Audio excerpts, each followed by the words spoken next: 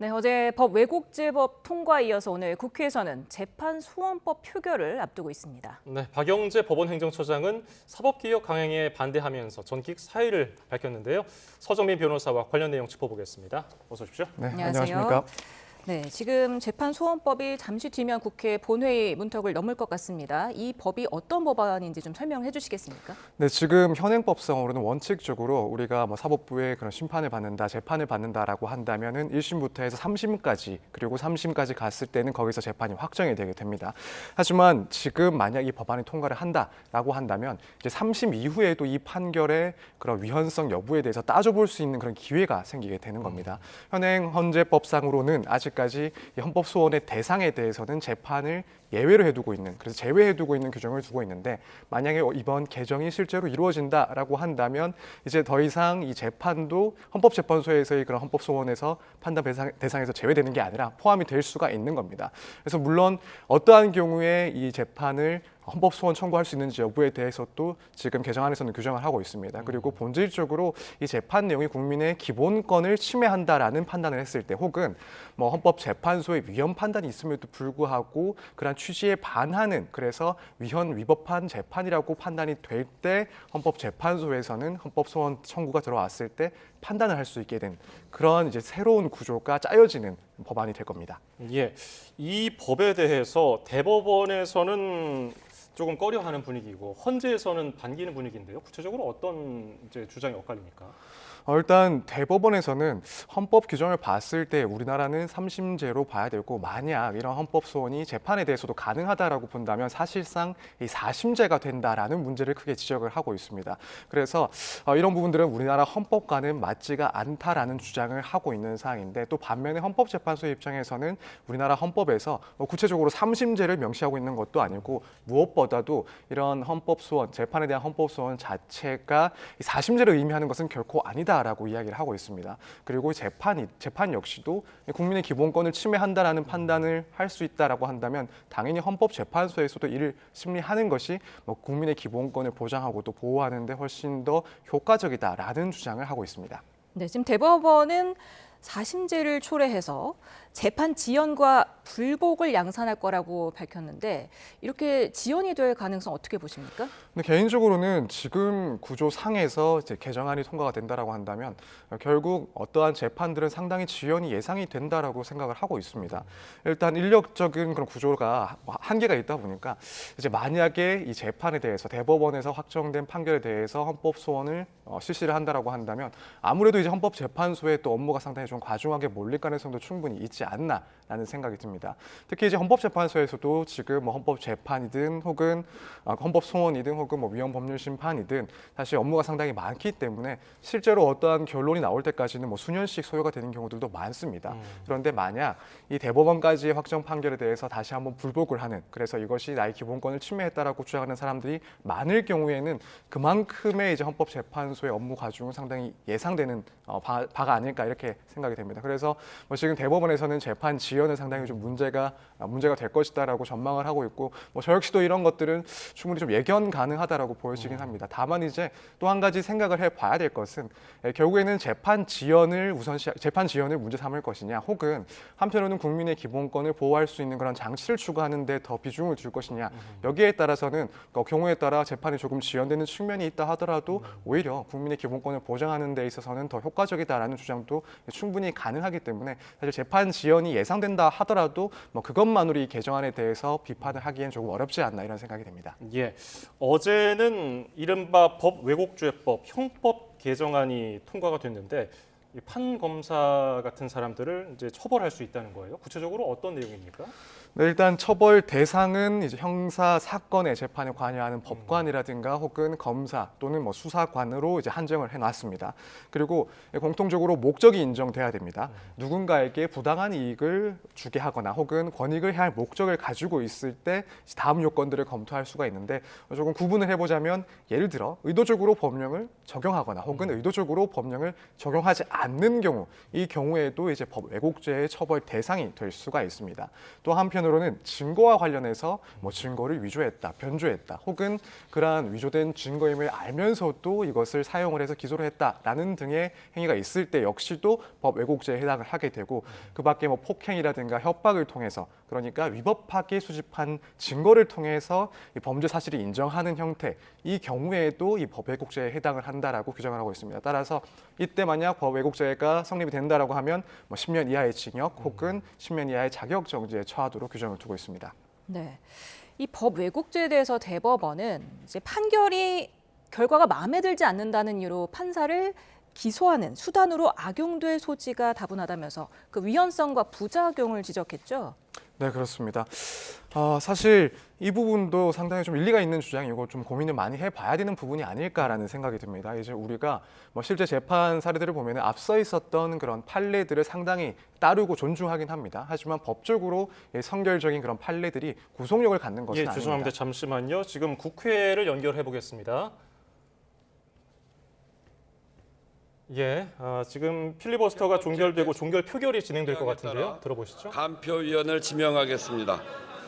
김동아 의원, 김용만 의원, 노종면 의원, 백승하 의원, 이상식 의원, 조계원 의원, 신장식 의원, 정혜경 의원, 이상 8분이 수고해 주시겠습니다.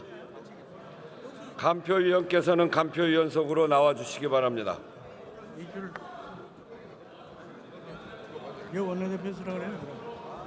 의사국장으로부터 투표 방법에 관한 설명을 들은 다음 투표를 시작하겠습니다. 그 앞에는 비켜주시죠.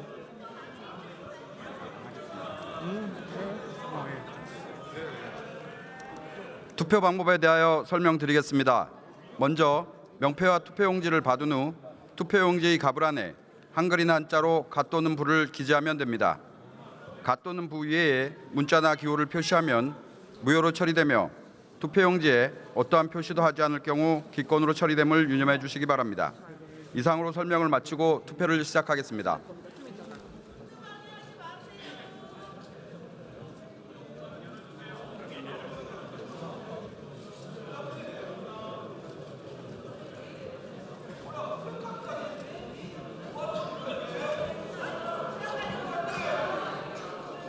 네, 더불어민주당이 추진하고 있는 사법개혁 3법 중에 어제 첫 번째 법 왜곡죄법 형법 개정안이 국회 최종 문턱을 넘은 이후에 두 번째 재판소원제법 헌법재판소법 개정안이 본회의에 상정됐고 그 이후에 국민의힘이 필리버스터를 이어왔는데요. 이게 지금 24시간이 지났기 때문에 이 필리버스터를 표결로 종결하는 절차에 지금 돌입한 상황입니다. 지금 표결 중입니다. 프랭카드는 치우시죠. 지금 국민의힘 의원들은 항의하는 차원에서 피켓 그리고 현수막을 들고 본회의장 앞에 나와서 항의를 하고 있는데요. 재적 의원 5분의 3 이상이 찬성하면은 이 필리버스터 무제한 토론이 강제로 종결됩니다. 네.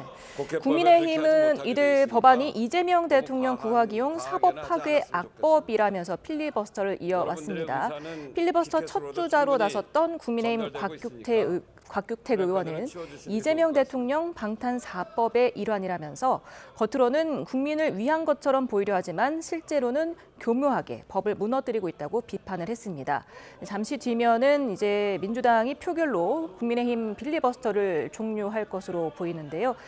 지금 민주당은 법 왜곡죄법에 이어서 재판소원제법을 지금 표결로 잠시 뒤에 또 처리를 하고 그 이후에는 남은 대법관 증언안, 법원조직법 개정안을 상정 표결해서 내일까지 사법개혁 3법의 국회 입법 절차를 완료한다는 방침입니다. 이 시각 국회 모습 보고 계십니다. 민주당 의원, 범여권 의원들은 이제 필리버스터 종결 표결에 돌입을 했고요.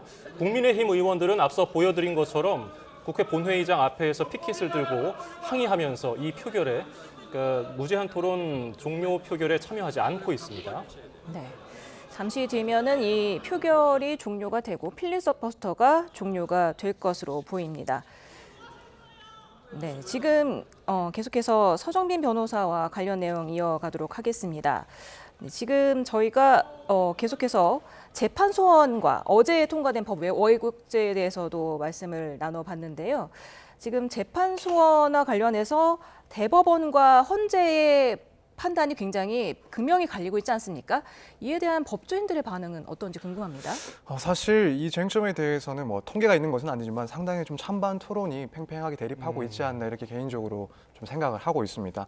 뭐 저 같은 경우에도 지금 뭐 대학교 입학을 해서 법학을 공부하면서 거의 20년이 지났는데 그 20년 동안 한 번도 이제 변하지도 않았고 변할 것이다라고 생각하지도 못했던 그런 제도가 변하고 있는 그런 상황이기 때문에 여기에 대해서 과연 그 내용이 타당한가 여부에 대해서는 상당히 좀 찬반 토론이 뭐 이루어질 수 있다라고 생각이 됩니다. 지금 뭐 대법원이라든가 혹은 헌법재판소에서 주장하는 내용들이 어느 한쪽이 뭐 틀렸다라고는 보기 어려운 그런 주장들이기 때문에 더욱 논의 등이 좀 활발하게 이루어지지 않나라는 생각이 드는데 일단 뭐 대법원에서 얘기를 하고 있는 것처럼 결국 이렇게 된다면 사실상 4심제로 이제 진행이 되는 것 아닌가. 결국 대법원에서 최종적인 사법권을 행사해야 됨에도 불구하고 헌법 규정과는 맞지 않게 헌법재판소가 사실상 4심의 역할을 하는 것 아닌가라는 그런 비판도 충분히 가능하다고 생각이 됩니다. 아무래도 국민의 기본권 침해 여부를 판단을 하긴 하겠지만 그래도 그런 내용들을 확인하기 위해서 판단을 하기 이전에 먼저 사실관계 등을 어느 정도 조사를 하고 또 판단을 해야 될 수밖에 없기 때문에 뭐 사실상 뭐 네 번째의 그런 심급이 아닌가라는 비판도 충분히 가능하다 이렇게 보여지고 또 한편으로는 이제 헌법재판소에서 이야기를 하는 것처럼 이 재판에 의해서 피고인 혹은 뭐 원고나 피고 등의 국민의 그런 기본권 침해가 있을 때는 여기에 대해서도 헌법재판소가 국민의 기본권을 보호하는 최고의 보루로서 판단을 해야 되는 것 아닌가. 또 그렇게 된다면은 국민의 그런 권리를 보장하는 측면에서 훨씬 더 효과적인 것 아닌가라는 그런 의견도 그러니까 그런 순기능도 충분히 예측을 해볼 수가 있을 것 같습니다. 따라서 이런 쟁점들이 분명히 산재하고 있는 내용이기 때문에 뭐 저를 포함한 많은 법조인들은 의견들이 상당히 좀 엇갈리고 있지 않나 이렇게 생각이 됩니다. 예. 자, 저희가 조금 전에 왼쪽 화면으로는 국회 본회의장, 지금 국회 본회의장 실시간 모습을 생중계로 전해드리고 있습니다. 여전히 국민의힘 의원들은 피켓을 들고 국회 본회의장 앞쪽에서 항의를 하고 있고요. 그러다 보니까 자연스럽게 필리버스터 종결 표결에는 참여를 하지 않고 있습니다. 재적 의원 5분의 3 이상이 찬성하면 이 재판소원법 토론을 강제 종결할 수 있기 때문에 뭐 무난하게 범여권 의원들의 표결만으로도 이 필리버스터는 종결될 것으로 보이고요. 지금 재판소원법에 대한 지금 필리버스터 종결 표결이기 때문에 관련해서 조금 더 여쭤보면은 뭐 헌재 그리고 대법원 뭐 그 사법 현장에서 일손이 늘어나고 뭐 바쁘고 힘들어지는 거 뭐 이런 거는 뭐 그렇다 치고 일단 우리 국민들이 현실적으로 어떤 것들에 좀 장단점을 느낄 수 있을까? 뭐 국민 기본권에 대해서도 아까 설명해 주셨습니다만은 어떤 점들이 우리 피부에 와닿을 수 있을까요?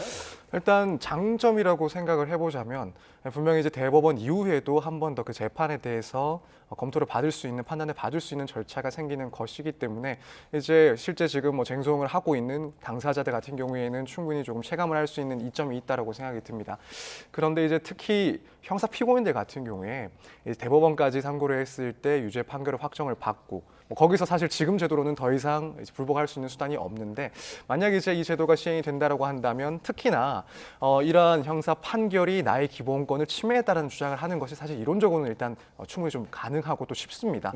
특히 이제 형사 절차 같은 경우에는 특히나 국민의 피의자나 혹은 피고인의 그런 기본권 보장, 방어권 보장을 상당히 좀 집중해서 또 중요하게 다루고 있기 때문에 만약 이제 대법원까지 갔을 때도 불복하는 그런 피고인들은 상당수가 이제 헌법 재판을 통해서 헌법 소원을 통해서 다투어 보고자 하지 않을까. 그래서 뭐 이 점은 어떻게 보면 기본권을 조금 더 강화해서 보장을 해준다는 측면이 이점이라고 보여집니다. 다만 이제 때로는 어떤 사건에 있어서는 상당히 좀 지연을 지연 때문에 혹은 답답함을 느끼는 분들도 많이 있지 않을까. 예컨대 방금 말씀드렸던 사건에서 뭐 피고인은 자신의 그런 유죄가 억울하다는 주장을 하면서 다시 한번 헌법 소원을 청구할 수 있지만 만약 이제 그 사건에 있어서 피해자가 있다라고 한다면 피해자 입장에서는 그 가해자의 사건이 끝날 때까지 또 시간이 훨씬 더 많이 소요되는 그런 불이익함 혹은 불편함을 겪을 수밖에 없습니다. 그래서 이런 재판 지연과 관련해서는 분명히 어느 쪽 일방에서는 상당한 단점이다라고 볼 수도 있는 그런 지점이 있지 않나. 국민들 입장에서는 이런 장단점이 충분히 존재할 수 있다라고 생각이 됩니다. 예, 저희가 국회 상황은 이어지는 뉴스에서 자세히 전해드리겠습니다. 서정빈 변호사였습니다. 고맙습니다. 감사합니다. 감사합니다.